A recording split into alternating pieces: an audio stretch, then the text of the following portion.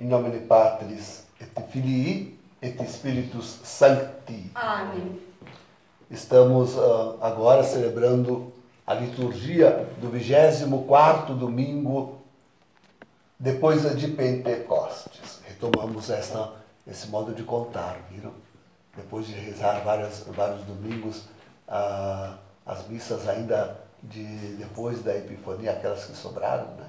Agora tomamos o 24º, último domingo. É um domingo todo... Esse é o nosso domingo, todo escatológico, todo para nós, toda a sua mensagem é para nós. Na verdade, eu devia dizer assim que, embora alguma distinção, são bem misturados no Evangelho dois grandes acontecimentos. Um, aquele da queda de Jerusalém, anos 70, já cumpriu. Né? Outro, este que nós vivemos, isto é, do fim do mundo, do fim dos tempos. É muito interessante ler o livro livrinho que, enfim, ainda Bento XVI escreveu sobre Jesus de Nazaré, onde ele fala e descreve coisas muito interessantes sobre esse é o primeiro evento, isto é, a destruição do templo, a queda de Jerusalém, todas as guerras que arrasaram, fizeram a grande deportação, castigo, não esqueçam, eu sempre digo isto. Trata-se do castigo dito por Jesus, isso está da própria boca da verdade. O próprio Senhor Jesus falou que esses acontecimentos seriam um castigo por a sua crucifixão, por não terem reconhecido a Ele como o Messias de Israel. Castigo que, como eu digo, perdura até hoje. Perdura até hoje. Mas alguém dirá, agora eles já estão lá na Palestina, voltaram, proclamaram num dia o retorno, proclamaram num dia, e no outro dia, exatamente no outro dia. Passou uma noite e já todos os vizinhos voltaram a guerreá-los. E assim, sem paz, encontra-se Israel. Ainda encontra. Agora, neste ano, que coisas importantes aconteceram, como a troca da embaixada dos Estados Unidos de Tel Aviv a Jerusalém, e com isto outros países também fizeram a mesma mudança. E até Bolsonaro está prometendo, querendo ir para a embaixada brasileira para Jerusalém. Então, mas não adianta. Israel continua e continuará. E vai piorar o castigo ainda, porque vão receber o anticristo como seu Messias. Não tem coisa pior. Não tem coisa pior. Porque é uma obra espiritual, destruir a cidade, quase matar todos, deportar o povo pelo mundo inteiro. Nada é pior do que receber o anticristo por seu Messias. Isso Israel ainda fará. E essa maldição, pois, somente lhes será arrancada,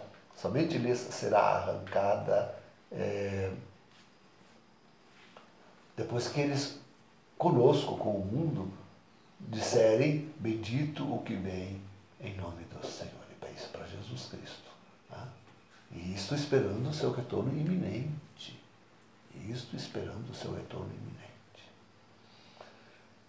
Mas aquilo mesmo que ensina Bento XVI, no seu livrinho, gosto de repisar. Isto é, os acontecimentos sobre Jerusalém servem de sinal para os acontecimentos do fim do mundo, do fim dos tempos. Aqueles acontecimentos agora nos servem de exemplo. Vejam, a abominação desoladora colocada no templo. E aconteceu lá em Jerusalém. Colocaram lá a imagem do imperador no templo, no frontispício do templo. Que escândalo para os judeus.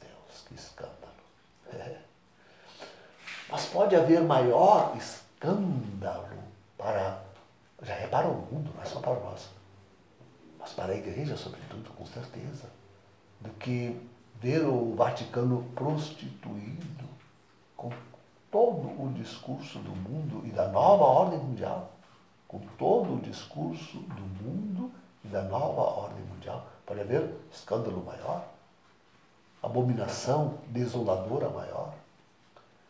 Pode haver abominação desoladora maior do que nós, católicos, que amamos a Santa Igreja, queremos amá-la a ponto de dar a própria vida. Nós que amamos a Santa Igreja, ver aquele que se assenta no trono, não, nem sentou mais, né? Mas que está lá usando os títulos de Pedro, ver que este é um ímpio e perfaz nada mais, nada menos que a figura do falso profeta de Apocalipse 13, 11 seguintes. Pode haver desolação maior. Se quereis um exemplo, digo-vos da desolação sentida e imposta por este homem. Por exemplo, a inteira conferência dos Estados Unidos, que agora, na outra semana, se reuniram para... O principal objetivo são todos os bispos preparados para isso. A nossa reunião vai ser para tratarmos dos abusos do clero e dos bispos, sobretudo sobre as crianças, mas de todo o homossexualismo na igreja. Estavam prontos os bispos para falar disso. Tinha na pauta. 2 dias depois, 2 dias antes da reunião, saiu a ordem de Roma. Silêncio. Não se toque no assunto. Não se toque no assunto. Que desânimo, que desolação para os bispos norte-americanos, que estavam preparadíssimos para... Não toque no assunto. E a desculpa, porque nós trataremos disso em fevereiro. Já está marcado, trataremos disso em fevereiro. E agora, queridos, ontem saiu a comissão de preparação para a reunião de fevereiro. A Comissão Vaticana de Preparação para essa importante reunião de fevereiro. Adivinhe quem é o chefe da comissão? Kupich, um americano que justamente foi elevado ao episcopado e ao cardinalato, não sei, acho que ele é cardeal, pelo McCarran, aquele que que abriu o escândalo todo nos Estados Unidos. Nada mais, nada menos. Quer dizer, se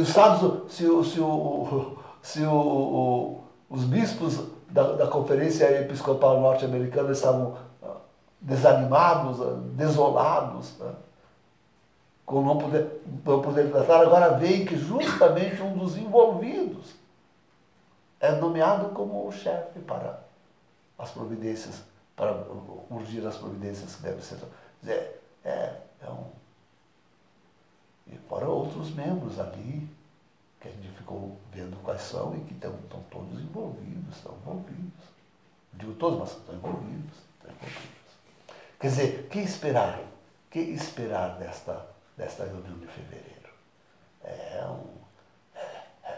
É a abominação desoladora sentada, entronizada no lugar santo. Cumpre-se a Escritura de novo.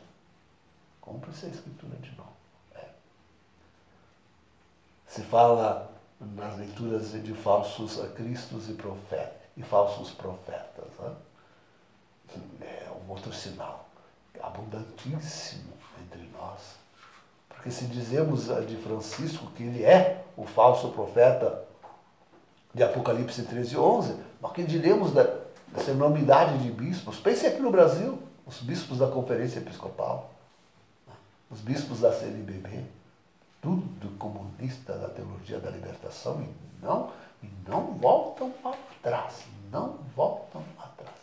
Pensa o desânimo que deve dar nos católicos brasileiros ver que a igreja é deixada para trás, o próprio Bolsonaro vai deixando a igreja católica para trás, porque só lutaram contra ele, só lutaram contra ele. Né? O único a recebê-lo, digamos, de autoridade aqui no Brasil foi esse horror de cardeal lá do Rio de Janeiro, que aliás na outra semana estava recebendo Haddad. Que definição é esta? Que definição é esta? Então, quer dizer, é uma desolação para o povo brasileiro. A Igreja Católica, que é a religião da grande maioria, ainda é a igreja, a religião da grande maioria do povo, tá? Relegada a um lugar que lhe convém. Olha, tem que passar por esse castigo, tem que passar por um castigo maior ainda, para ver se alguém se acorda daquilo que está. Ficou eu aqui falando e nada, nem me ouve. Meia dúzia de pessoas assistem a missa que transmito. Né? Não chega a 20. Não chega a 20.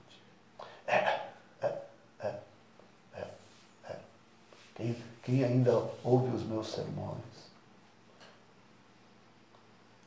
Por isso, nós temos que nos apegar a esta promessa de Jesus. Os tempos serão abreviados.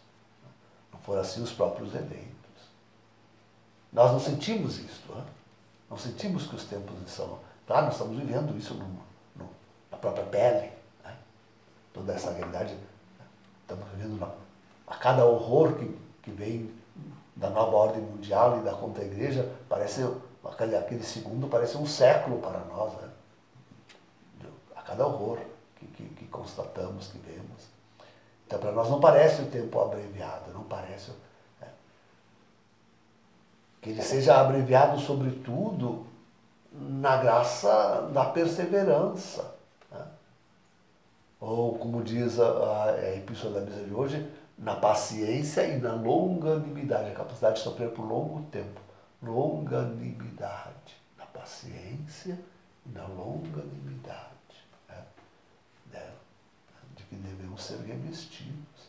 Precisamos. E quantos, até dos eleitos, né, são enganados. Né? Quem, na verdade, vê com clareza, agora, ainda, foi no dia 13 do mês, parece que foi dia 13, que um teólogo lá do Vaticano escreveu um artigo bem contundente, bem forte, né? Falando até de Francisco como antipapa, né? E falso profeta. Mas para eles são um dos falsos profetas, não é aquele do Apocalipse 13, né? Não assinala o fim dos tempos. Mas calcando sobretudo a necessidade de investigar, para ele ainda é uma necessidade de investigação. A necessidade de investigação, e é mesmo, sobre a validade da renúncia de Bento XVI, feita nas circunstâncias que nós todos conhecemos. Quer dizer, então, é o exemplo que eu digo para dizer, até os eleitos. Quem é que tem a luz, a claridade daquilo que nós dizemos? Né? Quem é que tem essa luz, essa claridade de reconhecer, de ver e de defender e de propor e de aquilo que nós fazemos? Né? Poucos, raros, dificilmente alguém com toda essa lucidez, mesmo Dom Minutella, coitadinho, né? E outros tem outros. Tá? Mas a lucidez que nós temos tido para abordar todos esses assuntos, quem deles realmente tem, não nos ouve, não se aliam a nós, né? Não nos procuram. É ficamos todos, e nós em o procurando, não nos acolhe, não se abre para nós. E nós os procurando, não nos acolhe, não se abre para nós. Né? Somos eleitos, mas estão aí, à beira de serem enganados, também eles. É um perigo de se perguntar, mas quem se salvará? A mim me consola, e eu acho linda essa imagem de outra tradução, diz assim, onde o cadáver, ali os abutres. Né? Então, essa imagem realmente me consola, me fortalece. Isto é, saber que nós somos a última geração e que havemos de perseverar em Jesus, na fé católica. Na epístola, o apóstolo fala, pedindo e rezando a Deus que nos dê pleno conhecimento do mistério de Deus, da vontade de Deus. Nós precisamos disso. Eu vejo cada vez mais claramente como, de fato, os eleitos precisam disso, do pleno conhecimento, que só nós temos. Só nós temos. Ainda agora de manhã fui ler olhar por cima um artigo de um dos que seríamos eleitos, mas eles se confundem, porque não entendem que estamos realmente no fim do mundo. E para eles são milenaristas, ainda acreditam que vai ter uma restauração não, nada disto. É preciso ir ao pleno conhecimento, como diz o apóstolo na epístola. Que nós temos. Mas quem nos recebe? Quem nos ouve? Quem nos acode? Está muito difícil. Muito difícil. É preciso, queridos, não obstante, para não se deixar ser enganados, entender que verdadeiramente aqui se trata do retorno de Jesus. A gente coloca isso bem diante dos olhos. É o retorno de Jesus. Por isso não haverá engano. Quando Jesus vier, quando ele verdadeiramente vier em glória e majestade, ninguém perguntará, mas é ele? Ou devemos, como diz João Batista, ou devemos esperar outro? Não se fará mais essa pergunta. É ele. Todos afirmarão, é ele. Os eleitos todos dirão, é ele. A Escritura hoje nos afirma isso de uma maneira muito bonita, dizendo que é como um raio que de um lado ao outro do céu transcorre todos, vem o seu clarão. Bem assim a vida do Filho do Homem. Não, ninguém estará em dúvida. Ninguém estará em dúvida. Mas é para que realmente possamos participar desta herança, que é o céu. E a multidão dos homens, eu sempre penso assim, a multidão dos homens possam participar. É que alguns, isso é uma obra maravilhosa de Deus, que alguns precisam desse pleno conhecimento e pôr-se a trabalhar com alegria, diz ainda. São as 3 grandes virtudes que falou a epístola de hoje. Isto é, a paciência, a longanimidade e a alegria. A alegria de pertencer a um grupo como o nosso, a uma comunidade como a nossa. A alegria de ter se retirado, não temos ainda essa alegria, porque não temos tido ajuda para fazer o nosso refúgio. Mas estamos pedindo, estamos esperando. A alegria de poder se retirar para continuar conservando a fé católica, para fugir dos laços da nova ordem mundial. Não tem outro jeito. Não há outro jeito para escaparmos no século de tal forma que não há outro jeito de escapar da nova ordem mundial senão indo a refúgio. Isso tem nada dessas coisas modernas. Sem nada dessas modernidades. Vida simples e humilde. Mas alegre porque sabemos que vamos participar da herança, né, deste Cristo glorioso que vem a nós. Né. Alegres porque sabemos que o mundo todo está, né, em engano, o mundo todo está ruindo, literalmente isto, hein? Até literalmente isto, hein? E nós, contudo, pela vontade de Deus, para a glória de Deus, salvos, esperando, né, com todo o amor, o retorno de Jesus. Né? Este é o projeto. É o que nós temos pleno conhecimento daquilo que Deus quer dar. Nos deu como missão. Nos deu como missão. Então, vamos trabalhar, sigamos trabalhando, firmes, fortes. Sabemos que tudo isso, todos esses sinais, já estão aí. Já estão aí.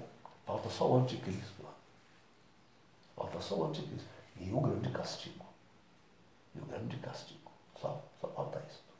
Só falta o anticristo e o grande castigo. O resto tudo já está aí realizado. Inclusive a destruição da igreja, o grande cisma que estamos vivendo. Tudo já está realizado. Então, nesse último domingo, levantemos a cabeça, como adverte outro texto. Ponhamos-nos em alegria, como nos convida o Evangelho de hoje, a Epístola de hoje. Ponhamos-nos em alegria, porque o Senhor está perto. Ele virá.